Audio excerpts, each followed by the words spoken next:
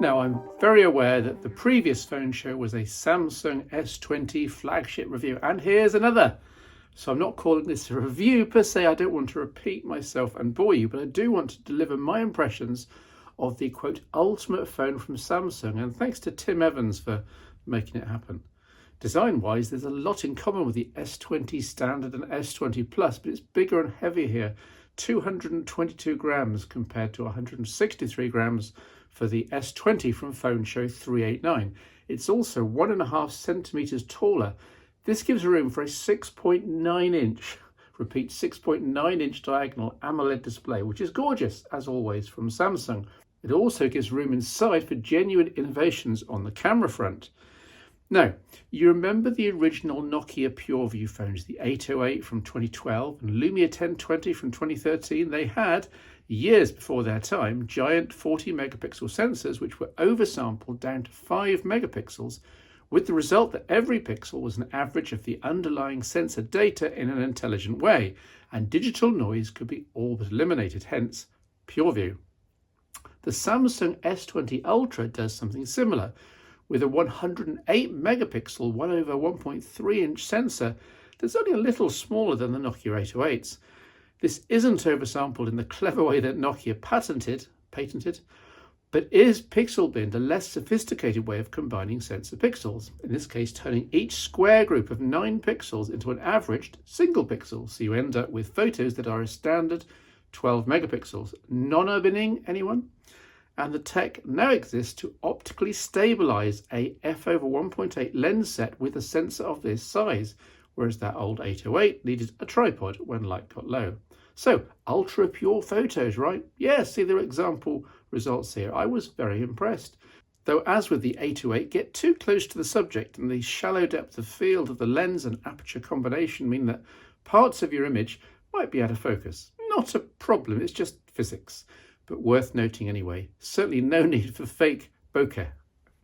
There's just one genuine compromise. Samsung couldn't squeeze their dual pixel autofocus technology into this super high-res sensor, understandably, so you're stuck with plain old phase detection autofocus.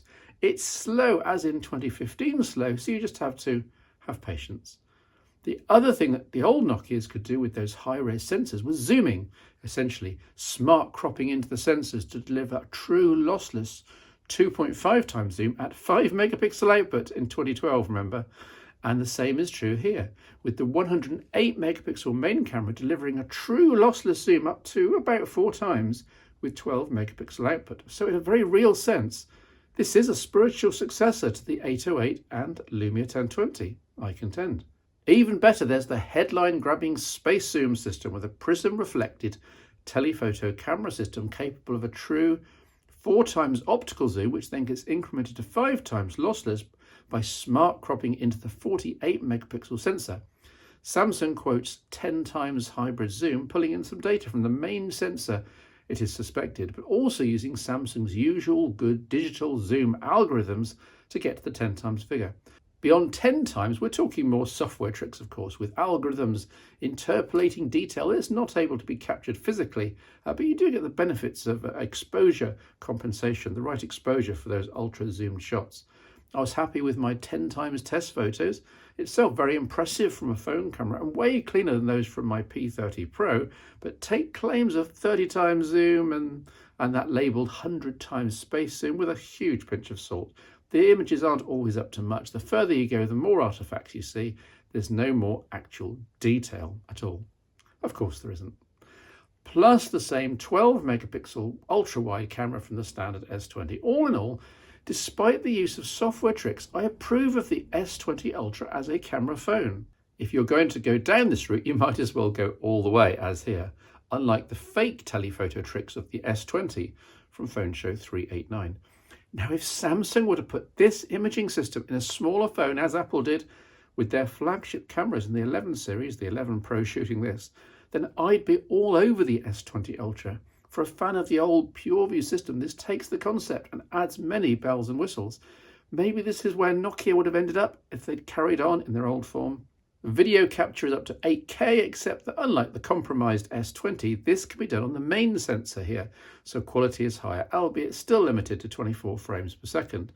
But consumer video is patently good enough these days. Heck, the phone show is still at 1080p and I get zero complaints. Should I move to 4K? Comments welcome on this. 8K is just way over the top, really, and ahead of its time in the S20 range. Sadly, the size and bulk are just a bit too much for me at the end of the day. Yes, I could find in my case a belt holster for it, but having lived with the 11 Pro, the iPhone 11 Pro for the last 6 months, which is over 2 centimeters shorter and half a centimeter narrower plus 34 grams lighter, the S20 Ultra definitely comes as a bit of a shock for day-to-day use. Mind you, if you wanted all this zoom power and are prepared to compromise, then knock yourself out. I'd add that Samsung's trademark edge enhancement and sharpening are here, as mentioned negatively in the S20 review, but they are dialed back here, possibly because even Samsung knows that the original images need it less. Away from imaging, there's the same problematic ultrasonic fingerprint sensor. I hate it, I hate it, I hate it. And the same chipsets inside, though with greater RAM, up to 16 gigabytes. With the 0.5 terabyte storage option. The stereo speakers are very good in phone terms, right up with the iPhone 11 series and up with the Razr phones of the world. The demo, full volume, S20 Ultra.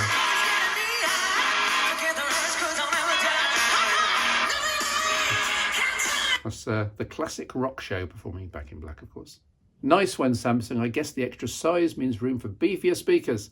And I'm all for that. You still need Dolby Atmos turned on for best effect, but that's here and with a variety of modes.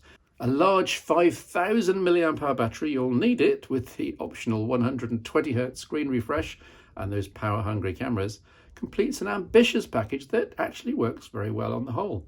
The caveats are Samsung's One UI scan over Android, the slower and less precise autofocus on the camera, the dodgy, very dodgy in-screen fingerprint scanner, and the price. Okay, a bit of a list there, but get past these points. The Ultra is, if anything, the pick of the S20 bunch, at least. Last year, the smallest, the S10e, was my favourite. This time, it's balls to the wall. And the largest, this is the S20 Ultra.